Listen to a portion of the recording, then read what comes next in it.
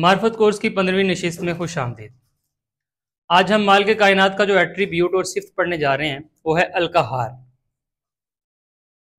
Cairo basically हर चीज़ के ऊपर वाले हिस्से को कहते हैं। अगर इख्तिसार को मद्देनज़र रखते हुए बात की जाए तो अल-काहिर का मतलब होता है गालिब। अल-काहिर का मतलब होता है कि ऊपर से किसी को मगलूब कर लेना। जैसा कि आप जानते हैं कि माल के कायनात के जितने भी एट्रीब्यूट्स हमने पढ़े हैं, साथ साथ हम ये बात करते रहे हैं कि हमें ये एट्रीब्यूट अपने अंदर अपनाना चाहिए। लेकिन एक बात याद रखनी चाहिए कि माल के कायनात ने इस अपने एट्रीब्यूट को कुरानुल हकीम में ख़ास अंदाज में ट्रीट किया है।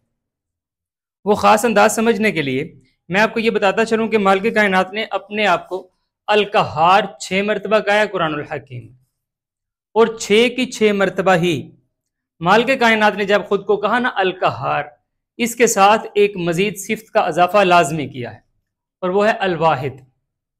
माल के कायनात ने सूरत यूसुफ आयत नंबर 39 में अगर आप पढ़ेंगे अल-वाहिदुल कहार कहा है। इसी तरह सूरत इब्राहिम की आयत नंबर 48 में जब आप पढ़ेंगे तो वहां पर भी लिल्लाहिल वाहिदिल कहार, वाहिद के साथ कहार को कहा है। सूरत सौद में आप पढ़ेंगे तो वो भी इल्लल्लाहुल वाहिदुल कहार।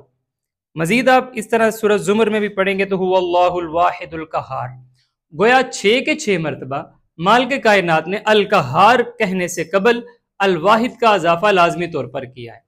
ये खास प्रीफिक्स लगाना अपने अंदर एक बहुत बड़ी हिकमत और मानी रखता है।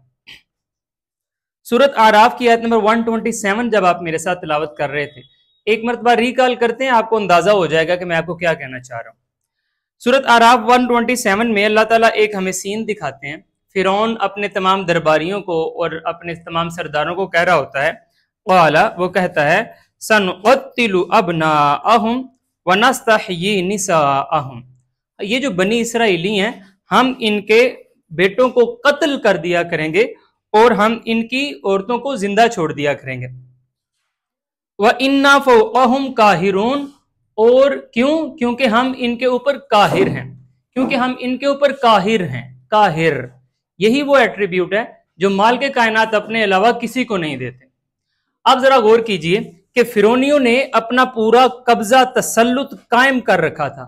उस इस्तबदादियत को माल के कायनात ने इस लफ्ज के साथ यहां पर मौसूम किया है कि वो कहते थे कि हम काहिरून हैं।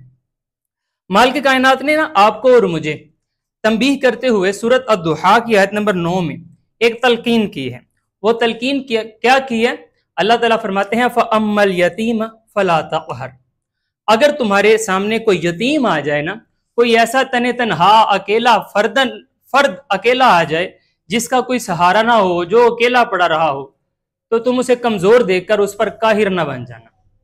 गोया माल के कायनात का ये जो एट्रीब्यूट है, ये माल के कायनात को ही जचता है।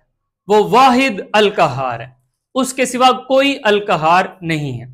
तो लिहाजा माल के कायनात को जब आप इस एट्रीब्यूट से पुकारना चाहें, आपके दिल में ये ख्याल पनपना चाहिए कि सिर्फ वो है जिसके सब बंदे हैं।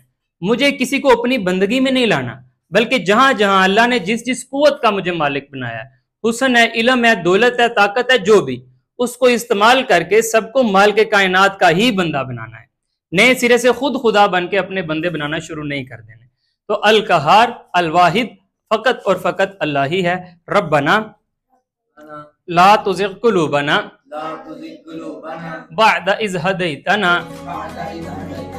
वहब लना मिन लदुनका रहमह इन्नका अंतल वहाब।